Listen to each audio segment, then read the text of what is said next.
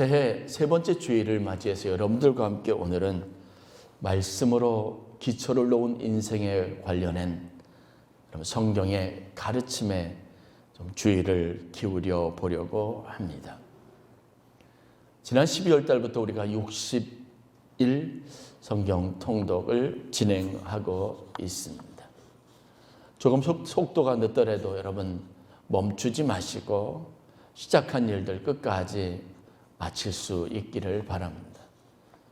코로나19라고 하는 상황 속에서 많은 교회와 목사님들이 공통적으로 하는 말은 하나님께서 우리에게 말씀 안에서 스스로를 세워가도록 하나님께서 훈련의 시간들을 주시고 기회를 주셨다라고 말씀하시는 것을 제가 듣습니다. 사람과 사람 사이에 접촉이 잦고 또 우리가 사람들로부터 받을 수 있는 어떤 영향력이 제한받고 있는 시대에서 우리는 그런 시대를 대비해서 하나님과 함께 영적인 충만함을 유지하고 신앙의 힘을 증진시킬 수 있는 법을 여러분 연습하고 또 훈련할 수 있어야 합니다. 지금보다 더 극한 상황, 성경에 묘사되어져 있는 종말의 여러 가지 상황들 속에서 우리가 직면하는 현실은 이것보다 훨씬 더 고립적이고 더 큰 외로움 속에서 아무의 도움도 받을 수 없는 상황이 될 것이기 때문에 그렇습니다. 지금 훈련해야 합니다. 이런 상황 속에서 우리가 약화되지 않고 이런 상황 속에서 여전히 우리는 신앙인으로서 하나님이 주신 하늘로부터 은혜를 공급받아서 더 강해지고 단단해질 수 있는 은혜를 누릴 수 있어야 될 줄로 믿습니다. 기독교 역사에서 수치스럽게 여겨지는 기억하고 싶지 않은 참사로 불려지는 사건이 있었습니다. 1572년 8월 24일 프랑스입니다. 이날은 성 바톨로메오 축일로 알려져 있어서 성인의 행적을 기억하고 기념하고 큰 축제를 벌이는 그런 절기입니다. 8월 24일부터 10월까지 이 기간 동안 당시 교황이었던 샤를 9세가 아주 획기적이고 기억에 남을 만한 하나의 이벤트를 준비했습니다. 그 이벤트는 다름이 아니라 오랫동안 갈등 관계에 있었던 개신교와 로마 카톨릭이 화해하는 겁니다. 연합하는 겁니다. 이를 위해서 샤를 9세가 자기 누이와 당시 개신교 지도자였던 사람과 결혼을 추진을 합니다. 문제는 이게 쉽지 않았습니다. 많은 실질적인 카톨릭 추종자들은 이것을 교회의 수치라고 여겼습니다.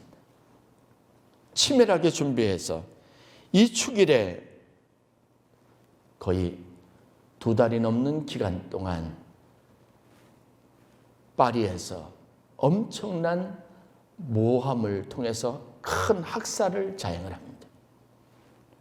치밀하게 계획된 이 학살을 통해서 역사 사료에 보면 최소 3만에서 많게는 7만 명이나 되는 개신교인들이 학살을 당했습니다.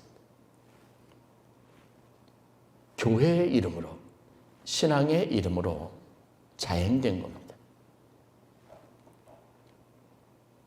이 사건은 세계 역사상 가장 무서운 범죄 중 하나로 알려지고 있습니다. 이 소식을 유럽에 있는 여러 나라들에게 퍼져갔고 당시 신성 로마 제국의 황제였던 막시밀리안 2세까지도 이 소식이 전해집니다. 그가 공포를 금치 못하고 파리에서 자행되었던 이 끔찍한 학살을 가지고 굉장히 괴로워했다라고 말합니다. 영국에 이 소식이 전해지고 엘리자베스 여왕은 상복을 입고 금식을 하며 죽음을 당한 이들을 애도했다라고 기록이 되어져 있습니다.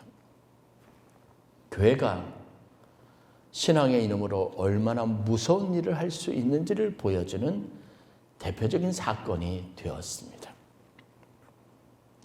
신앙은, 하나님에 대한 열심은 우리에게 가장 신성하고 거룩하고 또 아름다운 사랑의 불꽃이 타오르게도 하지만 가장 잔인하고 무자비할 수 있다고 하는 사실을 사례로서 역사적인 교훈으로 우리에게 남겨주고 있는 사건이기도 합니다.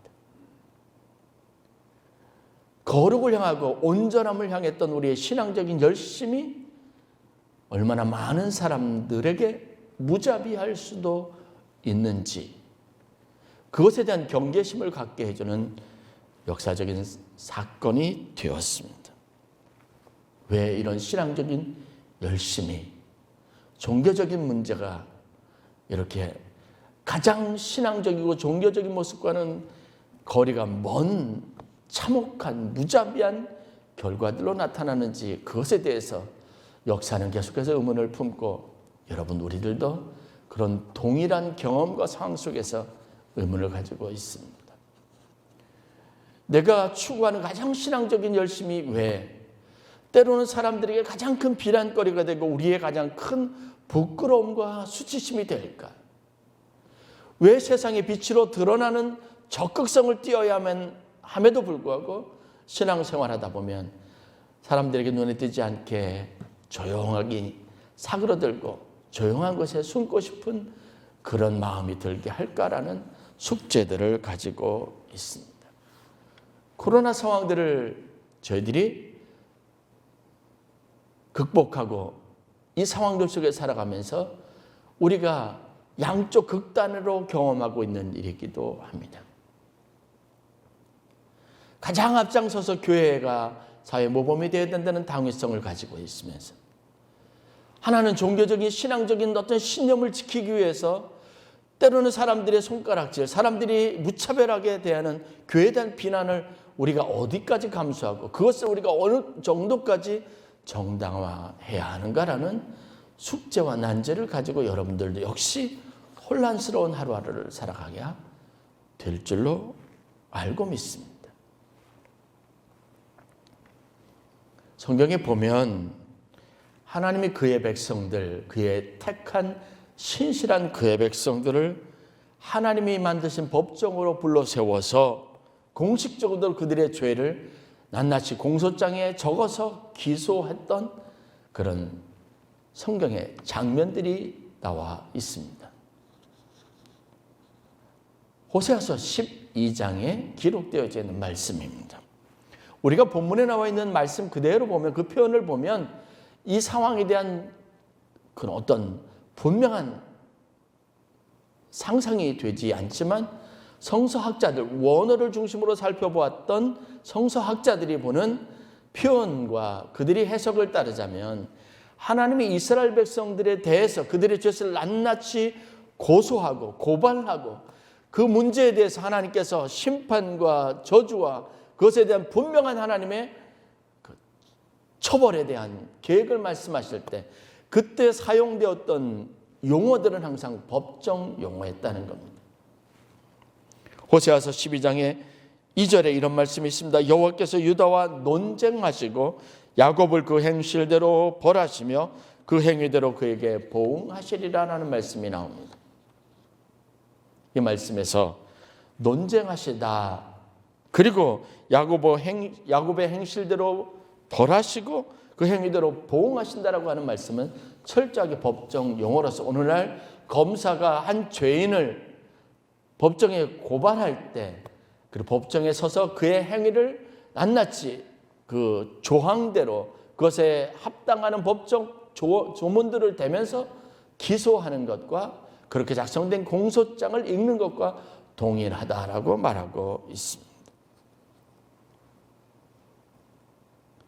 이 말씀을 따르자면 하나님의 이름으로 이들이 하나님의 백성이라고 하는 선민이라고 하는 자긍심으로 살아가면서 행했던 모든 일들이 얼마나 하나님 앞에 하나님의 보시기에 바르지 않고 온전하지 않았는지를 하나님 스스로 백성들에게 고발하고 있다는 겁니다. 우리가 신앙의 이름으로 하는 모든 일들은 여러분 신념이 아닙니다. 그것은 하나님의 말씀과 법 조항, 하나님의 구체적인 성경적인 기록에 근거해서 하나님의 뜻과 가르침과 섭리에 근거해서 따르는 헌신을 기반으로 한 겁니다. 그래서 종교는 신앙이 여러분 신념화되면 위험합니다. 파리의 가톨릭 신자들은 그 신념에 따라서 살인 행위를 정당화했습니다. 그러나 누구도 그들이 했던 것들을 하나님의 뜻을 성취하고 하나님의 뜻을 이룬 것이다라고 평가하지 않습니다. 그들은 그렇게 믿었을지언정 말입니다. 십자군 전쟁에서 보는 참혹상도 바로 여기에 있습니다. 예루살렘의 그 거룩한 성전이 이방인들의 손에 의해서 그들의 창과 칼에 의해서 말발굽에 의해서 짓밟히는 것을 용납할 수 없다고 해서 로마의 교황에게 보낸 서신 그것에 응답해서 조직되고 일어난 사람들이 십자군들이었지만 그들은 전쟁을 수행하는 과정에서 굉장히 참혹한 일들을 많이 자행했습니다. 신앙에 대해서 우리가 깊이 되새겨 보아야 합니다. 왜 우리는 하나님 앞에 축복을 기대하고 하나님 앞에 신앙생활에서 어떤 구체적인 열매를 기대하는데 내 삶에 그러한 열매들은 맺히지 않는가라는 그런 여러분 궁금증을 가지고 의문을 품고 계시다면 오늘 우리가 다루고 나누는 말씀에 대해서 좀 더 깊은 통찰력을 가질 필요가 있습니다. 그것이 혹시 내가 믿으니까 믿는다고 하는 이 추상적인 모든 사실을 가지고 내 마음대로 내 신념대로 내가 믿는 바대로 그대로 살고 그렇게 행해도 좋다고 하는 것을 그 결정을 정당화할 수는 없습니다. 여러분 제가 목사다 하나님이 기름 부어 세우신 종이라고 해서 여러분 제 신념과 소신을 따라 모든 일들을 한다면 여러분 여기 계신 분들 대부분이 예배하시는 분 대부분이 동의할 수 없을 겁니다. 그것을 따라야 된다고 생각하면 답답한 마음을 견딜 수 없을 겁니다. 그래도 순종해야 된다고 생각하면 여러분들이 그 마음에 불어오르는 솟아오르는 이 폭발적인 감정을 억누르기가 힘들 겁니다. 하나님이 기름 부어 세웠지만 저 역시 신념을 따라 목회해서는 안 되는 사람입니다. 하나님의 말씀과 그 말씀을 따라 저 자신을 쳐서 복종시키고 하나님의 말씀 앞에 하다못해 어린아이 교회학교 학생이라도 이것이 하나님의 말씀이라고 전할 때 그 말씀에 순종하고 그 권위 앞에 무릎을 꿇을 수 있는 겸손한 종이 되어야 한다는 당위성을 갖습니다. 이것이 제 기도 제목입니다. 제가 옳다고 여기는 바대로 행하지 아니하고 누구를 통해서든 하나님이 말씀하실 때 그 말씀에 저 역시 무릎을 꿇을 수 있는 겸손함을 갖게 해달라고 기도합니다. 신앙인이라면 이런 겸손함을 가져야 합니다. 호세아서가 이런 고발들로 가득 차 있습니다. 이스라엘 백성들 하나님의 종교적인 열심을 가지고 신앙적인 신앙의 이름으로 하나님의 택한 백성이라고 하는 이름으로 그들에게 부여된 축복의 권위를 가지고 그들이 무엇을 하고 있는지를 하나님께서 적나라하게 고발하셨습니다. 그들의 모습은 마치 고멜과 같은 음탕한 여인 고멜과 같다라고 말씀하십니다. 우리가 호세아서 하면 머릿속에 떠오르는 말씀이 있습니다. 요절처럼 암송하고 있는 말씀이 있습니다. 호세아서 6장 1절 말씀. 새해마다 표어로 사용하기도 하고 여기저기 사람들이 보는 앞에서 널리 아주 하이라이트 강조된 말씀으로 널리 읽혀지는 말씀입니다. 오라 우리가 여호와께 돌아가자. 우리가 힘써 여호와를 알자. 그런데 여러분 더 중요한 말씀이 바로 호세아서 14장 2절에 기록이 되어져 있습니다. 다 좋습니다. 우리가 여호와께 돌아가는 것 좋습니다. 그리고 여호와께 돌아가서 여호와를 힘써 아는 것도 좋습니다. 그러면 how to 어떻게 여호와를 알 것이며 어떻게 힘써 여호와를 알아서 그분께 돌아갈 수 있겠느냐는 겁니다. 여기에 대해서 호세아서 마지막에 해당하는 14장 2절에 이렇게 말합니다. 너는 말씀을 가지고 여호와께 돌아와서. 우리가 하나님께로 돌아가는 것, 우리가 힘써 여호와를 알기 위해서 우리에게 절대적으로 필요한 도구가 있습니다. 우리의 삶의 기준이 있습니다. 하나님께 돌아가도록 우리를 이끄는 힘이 있습니다. 그것을 호세아서를 통해서 하나님은 말씀이라고 말합니다. 신앙생활을 바로 하기 위해서, 또 잘못된 신앙을 바로잡기 위해서 절대적으로 필요한 것이 바로 우리에게는 경전입니다. 우리에게는 표준입니다. 그것이 바로 우리가 한낱 책처럼 가볍게 여기는, 지금은 잘 들고 다니지도 않는 이 성경입니다. 내 오랜 연륜이 아니라 모든 일에 대한 올바른 선택과 바른 기준은 성경에 기록되어져 있는 이 분명한 말씀 안에 있습니다. 오랜 관습도 아닙니다. 늘 언제나 모든 면에서 승승장구했던 그분의 발자취, 경험, 그분의 신념, 살아왔던 삶의 표준이 아닙니다. 너나 없이 우리 모두에게 돌아가야 할 방향을 결정해 주는 것은 말씀이고, 하나님이 누군지를 우리에게 명확하게 알려주는 것은 누구의 간증이 아니라, 누가 우리에게 가르쳐 주었던 신앙적인 경험이 아니라 말씀입니다.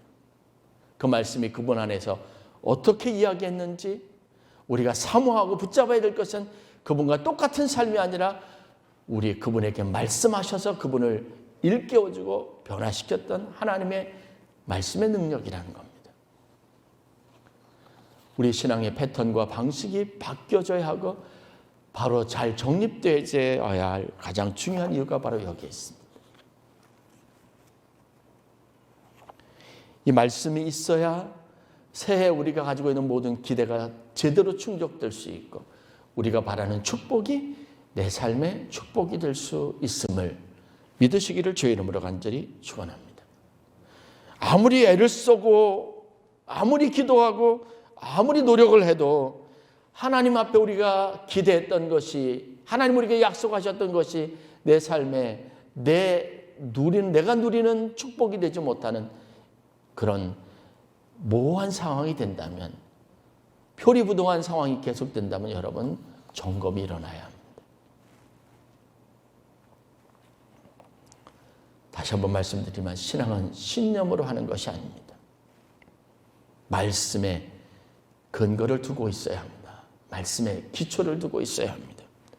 그래서 신앙생활 열심히 잘하고 싶으면 여러분들이 무엇보다도 선행되어야 될 노력이 무엇이냐면 성경을 읽는 겁니다. 제가 목회를 잘하고 설교를 잘하고 싶으면 여러분 많은 책들이 아니라 하나님의 말씀, 성경을 부지런히 읽어야 합니다. 그 횟수를 늘려야 합니다. 여러분들이 좋은 신앙인이 되고 싶으면, 영적인 멘토가 되고 싶으면 다른 노력보다 하나님의 말씀을 뒤적이고 하나님께서 우리 삶에 무엇을 교훈하시는지를 참 많이 노력해야 합니다. 이제 그것과 관련된 성경의 이야기를 좀 해보려고 합니다. 오늘 본문을 한번 보십시오. 본문을 보면 여러분들이 잘 아는 것처럼 이 본문은 산상수훈이라고 널리 알려져 있는 예수님이 초기의 사역을 일으키면서 제자들과 함께 산에 올라가서 말씀을 가르치시던 그 장면, 그 여러 가지 많은 하늘나라, 하나님의 섭리, 그리고 성도들의 마땅한 자세, 그것에 관련된 가르침의 끝부분에 해당되는 것이라는 걸 알 수 있습니다. 마지막 결론 부분에 해당되는 말씀입니다. 즉 이 이야기는 뭐냐면, 아무리 좋은 가르침과 지금까지 했던 모든 신비한 교훈에 관련된 것이라고 할지라도 이것을 실천하지 않으면, 이것이 기초가 되지 않으면 아무 소용이 없다고 주님께서 이제 이 모든 교훈이 너희에게 유익되기를 바라고, 너희 삶에 축복이 되기를 바라고, 너희의 삶이 되기를 바란다는 소원을 담아서 당부하는 말씀이라는 겁니다. 그런 관점에서 다시 한번 읽어보면 여러분 이 말씀이 가지고 있는 의미를 명확하게 알 수 있습니다. 그러므로 누구든지 나의 이 말을 듣고 지금까지 했던 모든 말을 듣고 모든 가르침과 교훈과 하나님에 대한 하나님 나라에 대한 그리고 성도의 본분에 대한 그러한 것에 대해서 나로부터 들었다면 이 말을 듣고 행하라는 겁니다. 그렇게 되면 이 사람이 지은 삶이 집이 반석 위에 지은 지혜로운 것과 같다라고 말씀하고 있습니다.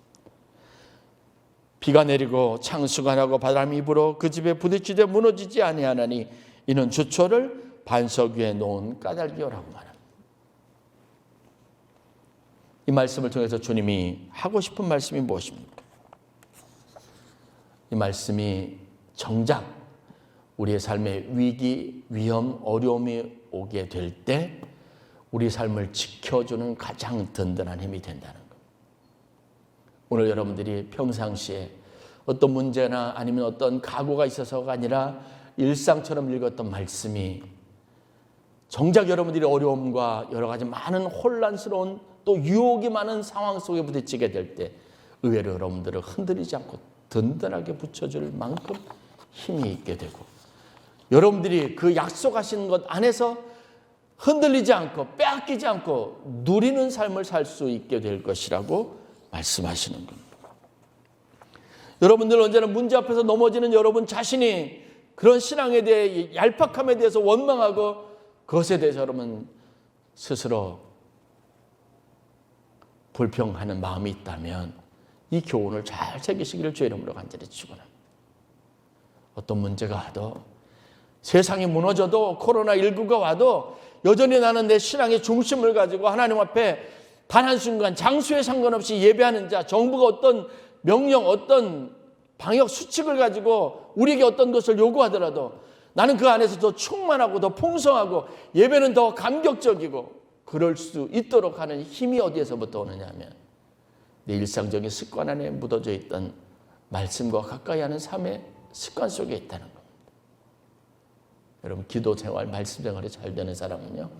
세상이 무너지는 상황이 오고 사업이 망하는 상황이 와더라도 흔들리지 않게 될 것이라 주님이 분명하게 약속하고 계십니다. 이 말씀이 여러분들의 삶에 능력이 되시기를 주의 이름으로 간절히 축원합니다.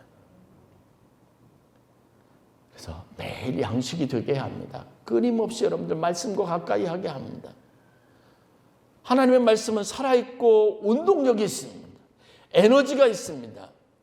그냥 단편적인 책 속에 활자, 문자로 기록되어 있는 그 말씀이 꿈틀거리듯이 내 영혼에 들어와서 내 삶의 기반을 이루고 내 삶의 어떤 든든한 성벽을 이루고 어떤 문제에 대처할 수 있는 지혜의 기반이 되는 겁니다.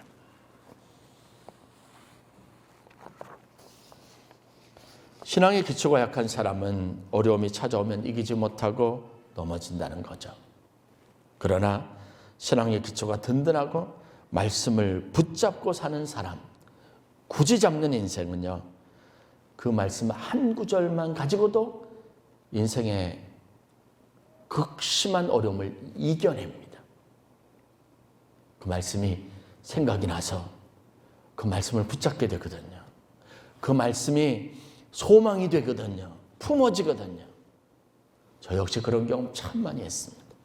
그 누구도 주지 못했던 인생에 아무도 도움이 되지 않았던 순간에 말씀 한 구절이 저의 결단을 가능하게 했고 제가 하나님 앞에 그 문제가 아무것도 아닌 것처럼 여기고 객관적이고 지혜롭게 문제를 해결할 수 있는 여러분 힘이 된 겁니다. 열흘 금식하고 싸며 앓고 누워있던 사람이 말씀 한 구절에 예배 한 순간에 여러분 회복돼서 살아나는 것을 보았습니다. 시름시름 죽어가는 그런 인생 마지막 길을 가는 분이 하나님의 말씀과 축복의 기도 안에서 여러분 생생하게 생기를 얻고 회복되는 것을 보았습니다. 여러분의 경험이 되실 수 있기를 바랍니다. 목회를 하다 보면요, 하나님의 말씀과 그 말씀으로 하는 권면, 설교 이런 것들을요 흡수하는 사람이 있습니다. 제가 설교하면요, 전 다 느낄 수 있어요. 그거를 빨아들여요. 그런데 어떤 사람은요, 너무 두터운 벽이 있어서 가지를 못해요. 부딪혀서 소멸되는 걸 볼 때가 있습니다. 느낌으로 알아요. 얼마나 안타까운지 몰라요. 우리가 특별 새벽 기도를 통해서 여러분 신명기 말씀을 보았지 않습니까? 축복은 무엇입니까? 하늘로부터 내리는 비를 흡수하는 땅이에요. 흡수하는 인생이에요. 흡수하는 사람이에요. 그러니까 그것이 여러분 광야든 상관없습니다. 제가 지난 2주 동안 성지순례와 관련되어 있는 나와 있는 영상들을 이것저것 많이 보았습니다. 그 땅의 대부분이 척박하고 광야 메마른 곳입니다. 키부츠라고 하는 쿰란 공동체가 있었던 곳, 그 키부츠 가보셨을 겁니다. 여러분 희한하지 않습니까? 거기 주위에는 전부 다 그냥 푸석푸석하고 그냥 건조한 땅인데 거기에는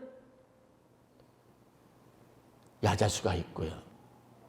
요르단에서 여러분 우리가 여리고 쪽을 향하는 그 요단강을 건너는 순간에 그 기억을 저는 아직도 잊을 수가 없어요.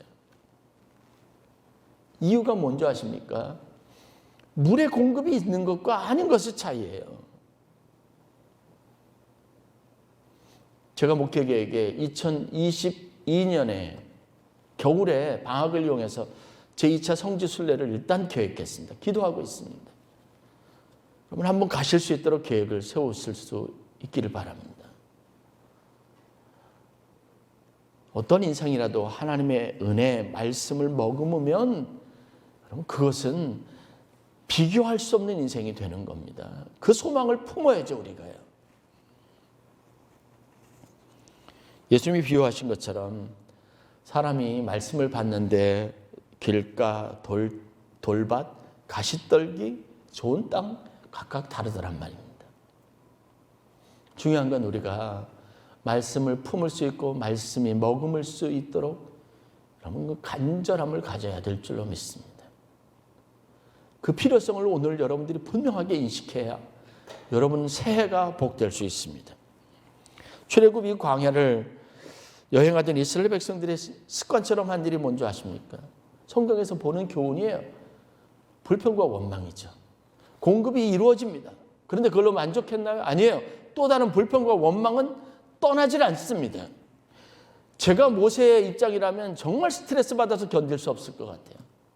뭘 해줘도 원망하고 불평하니까요. 제가 이스라엘 백성이 되면 똑같을 것 같아요. 그런 상황에서 불평하지 않고 원망하지 않고 배견할 방법이 없습니다. 초심이 어떻든 무엇을 어떤 각오를 가지고 출발했든 현실이 그러니까 방법이 없습니다. 우리가 이스라엘 백성이고 우리가 모세입니다. 이 백성을 40년 동안 이끌어야 하니까 얼마나 힘들었겠어요. 그런 초기 단계 이스라엘 백성들이 완전히 습관처럼 배 있어서 매일매일 쏟아내던 것, 그게 성경의 기록입니다. 불평과 원망입니다. 그런데 그런 의미에서 볼 때 신의 광야 그리고 신의 산에서 이스라엘 백성들이 의외로 그곳에서 11개월 동안 머무는 일이 있게 됩니다. 하나님께서 그곳에 이스라엘 백성들을 멈추신 거예요. 머물게 하셨습니다. 1년 가까운 동안 왜 그 척박한 곳에, 제가 신의 산에는 가보지 못했는데요. 그것보다 위도가 더 낮은 완전히 사막지대니까 얼마나 거기가 척박하겠어요. 거기에서 물도 별로 없는 곳에서 1년 동안 살게 하셨을까? 성경에서 그 이유를 찾아보면 단 한 가지 이유밖에 없습니다. 그게 뭔지 아십니까? 율법, 말씀을 주시기 위해서 그런 거예요. 불평과 원망뿐인 이 백성들에게 있어서 이들의 습관을 멈추도록 하나님께서 하셨는데 그것을 위해서 처방전을 내리셨는데 그게 무엇이냐? 말씀입니다. 이 백성에게 십계명, 그들의 삶의 중요한 원칙과 그들이 지키며 살아야 될 규례를 주신 겁니다. 신명기 9장 9절 말씀을 보면 시내산에 올라가서 모세가 이 말씀을 받으려고요 40주 40야를 아무것도 먹지 않고 금식 단식한 겁니다. 먹지도 마시지도 않았다 그러니까요. 고작 말씀을 받으려고요.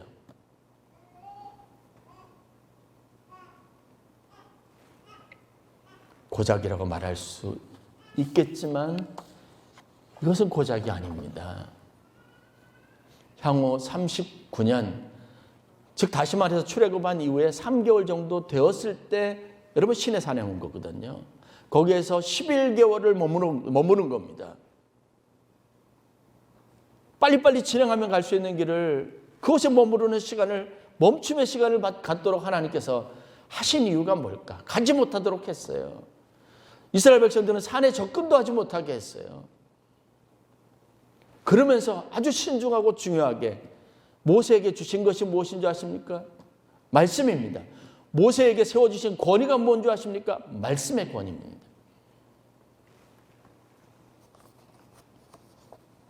제가 설교를 준비하면서 묵상해 봤어요. 이게 어떤 의미일까요? 가만히 생각해 보니까 한 가지 명확해지는 게 있습니다. 모세가요, 이 말씀을 받고 지키는 자가 되기 위해서 하나님께서 그의 80년 인생을 동안 훈련하시고 준비시켰다는 겁니다. 그리고 광야 40년 시간인데요. 그 광야 40년 동안 가나안 땅에 들어가지 못하고 여러분 느보아 산에서 마지막을 하면서 죽었습니다. 그런데 모세의 인생에서 제일 중요하게 그 마지막 순간에 했던 일이 뭔지 아십니까? 제2의 십계명과 율법을 이스라엘 백성들이 들어가서 그 땅에서 차지할 땅에서 지켜야 될 것을 마지막 유언으로 남기는 겁니다. 제가 보니까 이런 묵상이 떠올라요. 하나님께서 모세 120년 인생 동안 그가 가지고 있는 말씀이 권위 있고 진정성 있게 하기 위해서 그가 하나하나 내뱉은 말씀을 전하는 성경의 하나님의 뜻을 이스라엘 백성들이 가슴 깊이 마음에 새기도록 하기 위해서 마치 120년 인생을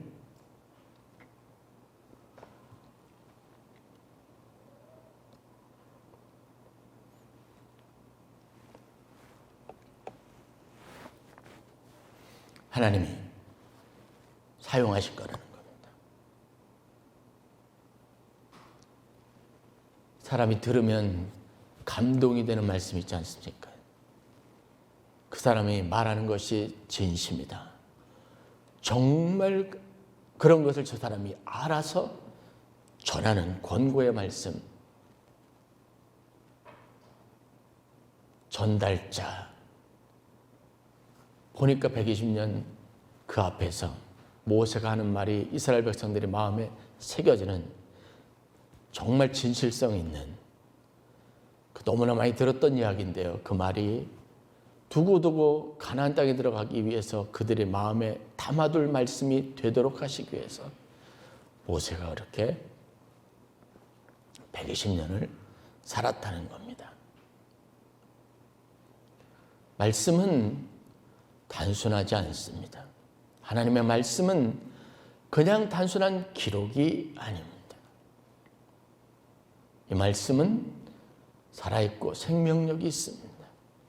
이 말씀이 우리 삶의 기초가 되기 시작하면 상상할 수 없는 인생이 펼쳐지고 이 말씀이 내 안에서 일하기 시작하면 내 삶의 질이 달라지고 내가 바라보는 것이 달라지고 이 말씀이 나의 무기가 되면 내가 사람들에게 줄 수 있는 것이 너무 많습니다.